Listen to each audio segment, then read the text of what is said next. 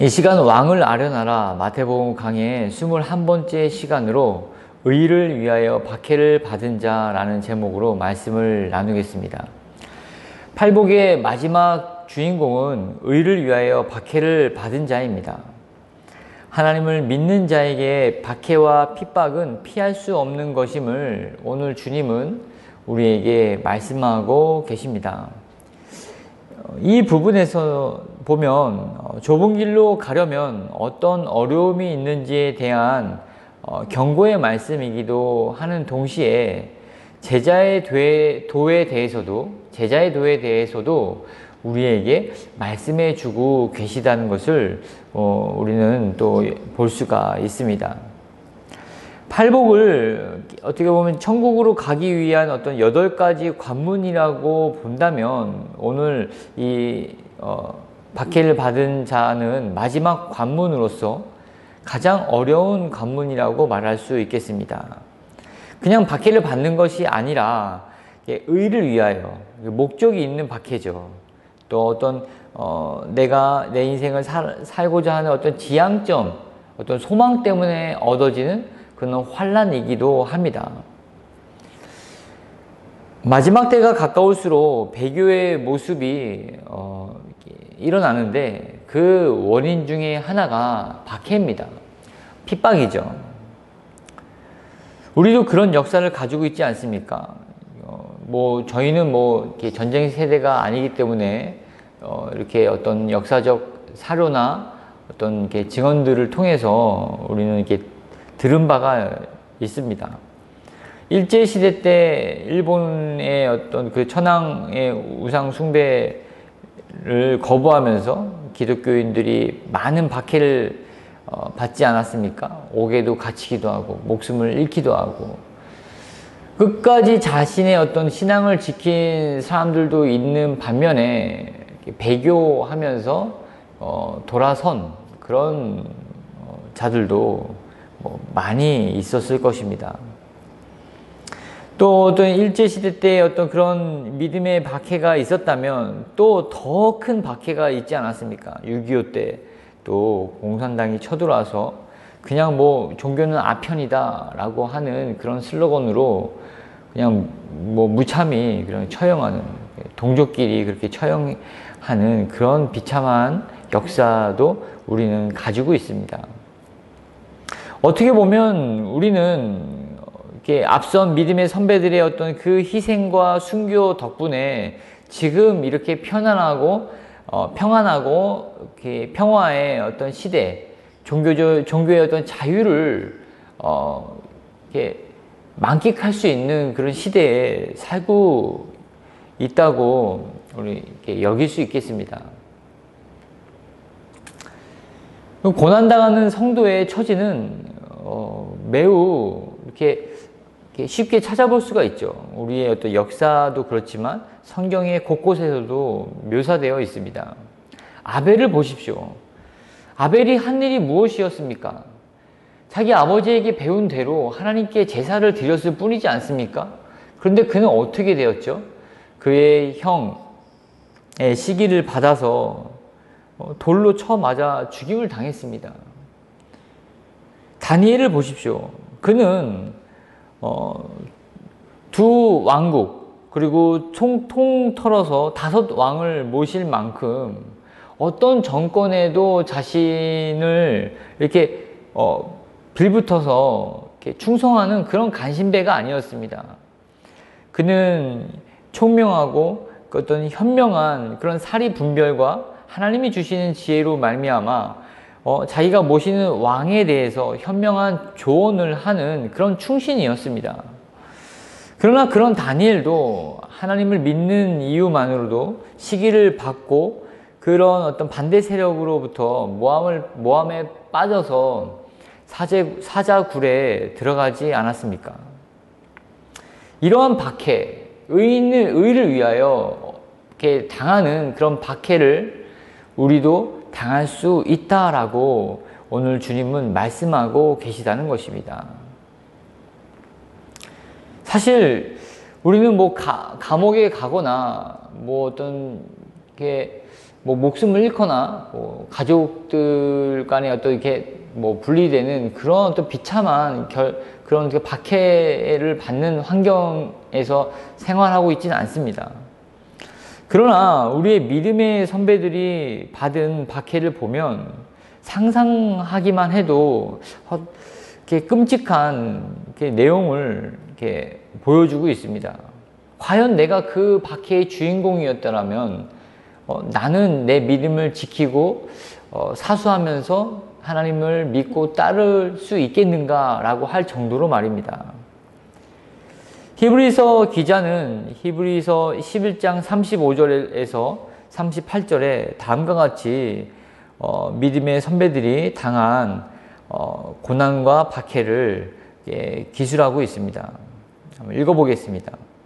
어떤 이들은 더 좋은 부활을 얻고자 하여 심한 고문을 받되 구차히 풀려나기를 원하지 아니하였으며, 또 어떤 이들은 조롱과 채찍질 뿐 아니라 결박과 옥에 갇히는 시련도 받았으며, 돌로 치는 것과 톱으로 켜는 것과 시험과 칼로 죽임을 당하고 양과 염소의 가죽을 입고 유리하여 궁핍과 환난과 학대를 받았으니 이런 사람은 세상이 감당하지 못하느니라. 이들이 광야와 산과 동굴과 토굴에 유리하였느니라. 특별히 고문을 받되 구차히 풀려나기를 원하지 아니하였다라고 고백하고 있습니다. 이들은 핍박과 고난을 당했지만 어떻게 보면 수동적으로 당했다기보다도 능동적으로 그 고난에서 풀려날 수 있었지만 풀려나지 않았다고 기술하고 있습니다. 어떻게 그럴 수 있겠습니까? 인간은, 죄인은 자신의 기득권이나 입지를 조금만 뺏기면 금방 평강이 없다, 나는 곧 죽겠다 라고 벌벌 떠는 그런 존재가 죄인이지 않습니까? 그런데 정말 자신의 모든 것, 목숨까지도 지금 금방 이제 빼앗길 수 있는 그런 위기에 처했음에도 불구하고 이 위기에서 나는 풀려나지 않을 것이라 라고 할 수 있는 그 원동력은 무엇이었겠습니까? 이들은 하나같이 믿음의 눈으로 천국을 보았기 때문입니다. 하나님이 이들에게 주실 그 천국을 사모했기 때문입니다. 확증했기 때문입니다. 그렇기 때문에 지금 이 받는 고난은 아무것도 아님을 이들은 믿음으로 깨닫고 또 이 고난을 달게 받았다는 것입니다. 히브리서 11장 16절에 이들은 이제는 더 나은 본향을 사모하니 곧 하늘에 있는 것이라. 이러므로 하나님이 그들의 하나님이라 일컬음을 받으심을 부끄러워하지 아니하시고 그들을 위하여 한 성을 예비하셨느니라. 하나님이 박해와 핍박을 통해서 자기 자녀를 연단하십니다. 그 믿음을 시험하신다는 것입니다. 믿음의 시험을 통과한 자녀를 통해서 하나님은 그들의 하나님이라 일컬음을 받기를 어떻게 하셨다고요? 기뻐하셨다는 것입니다.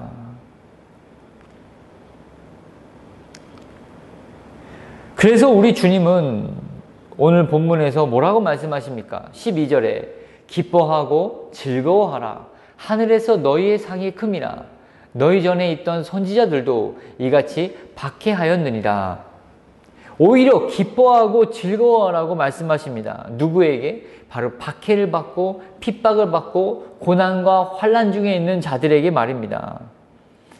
그러므로 우리는 이 박해와 이 고난을, 핍박을 바라보는 관점을 바꿔야 합니다.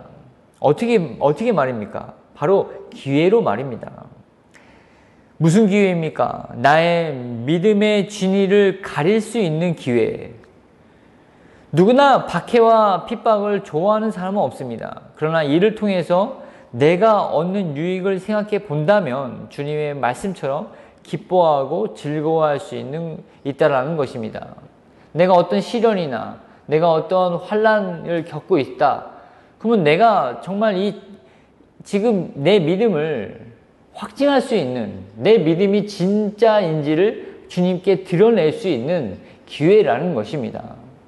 목회 현장에서 저는 그런 경험은 없지만 이 목회 현장에서 그 자리를 흔들려고 하는 그런 수많은 어떤 위험이나 어떤 핍박이나 어려움들을 이렇게 당하는 목사님들이 있습니다.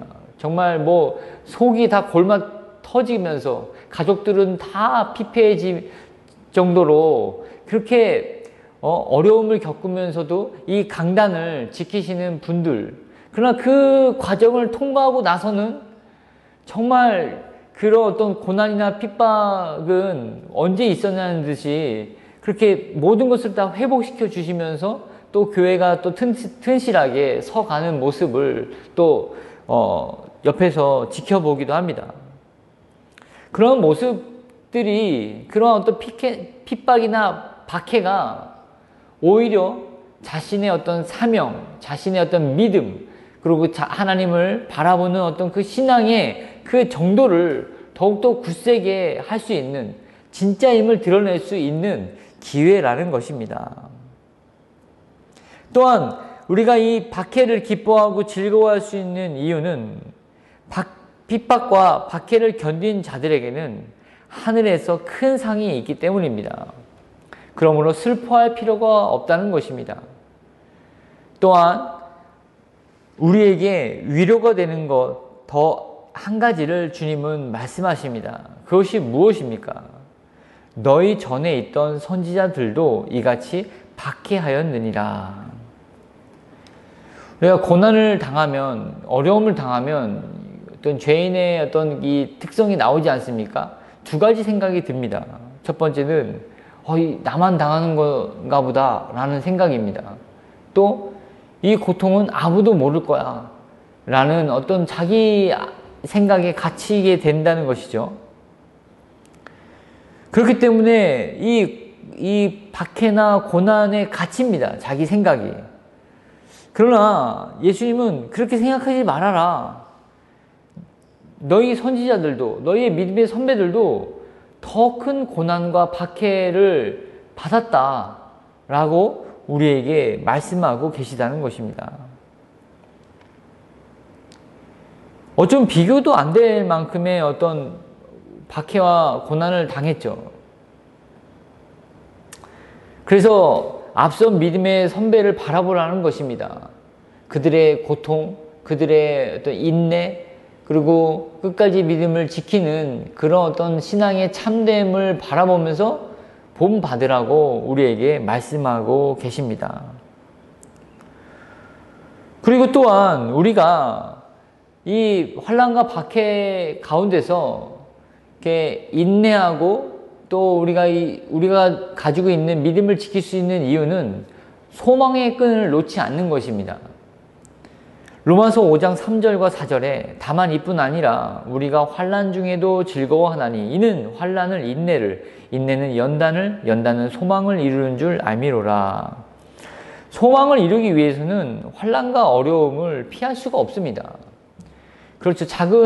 조그마한 어떤 시험을 준비한다 하더라도 내가 여가 생활을 다 하면서 시험을 준비하는 사람이 있겠습니까? 없죠.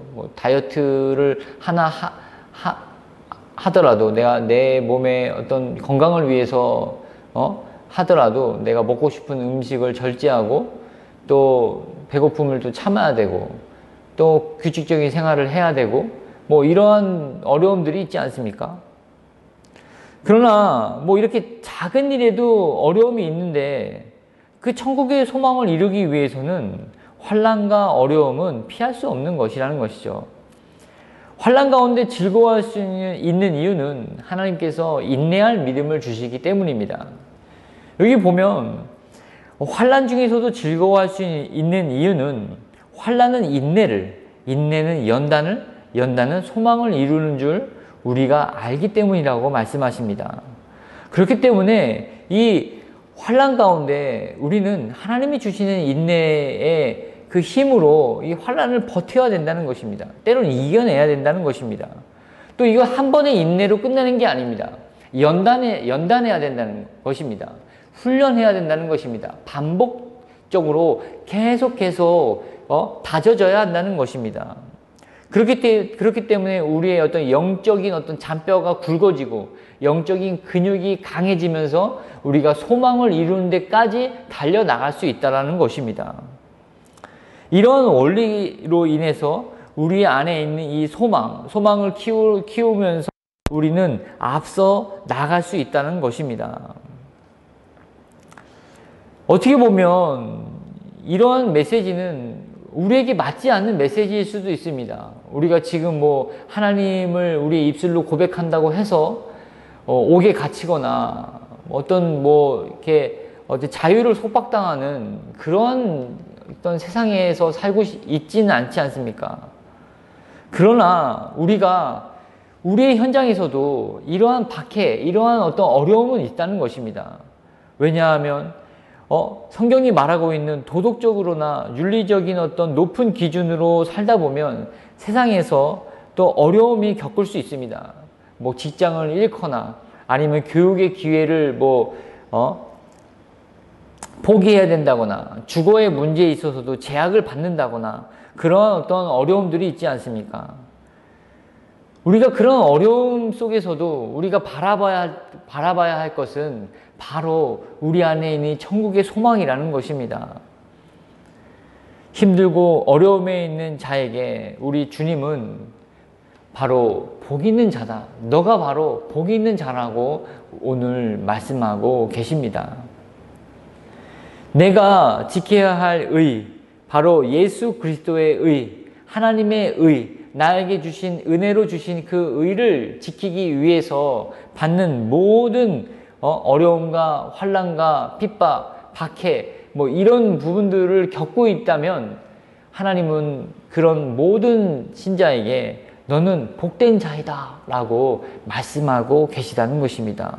그리고 그 복의 내용은 바로 무엇입니까? 가장 큰 것 바로 천국이라는 것입니다. 여러분, 우리가 이 세상에서 아웅다웅 거리면서 싸우고 있는 무엇을 먹을까, 무엇을 마실까, 무엇을 입을까 하는 문제로 싸우지 않습니까? 여러분, 천국을 생각해 보십시오. 천국에 갔습니다. 무엇을 먹을지 고민하겠습니까? 무엇을 마실지, 무엇을 입을지. 그런 고민이나 그런 염려나 그런 걱정은 아예 없는 곳입니다. 물론 박해도 없겠죠. 그렇기 때문에 우리의 참된 소망은 천국이어야 되는 것입니다. 그리고 하나님이 우리에게 주시고자 하는 것은 바로 천국입니다. 가장 좋은 것, 가장 큰 것, 하나님이 우리에게 주시고자 하는 가장 멋진 것이 바로 천국이라는 것입니다. 오늘도 들은 말씀을 마음에 새기고 또 힘있게 또 승리하시는 저와 여러분이 되시기를 주의 이름으로 축원드립니다. 기도하겠습니다.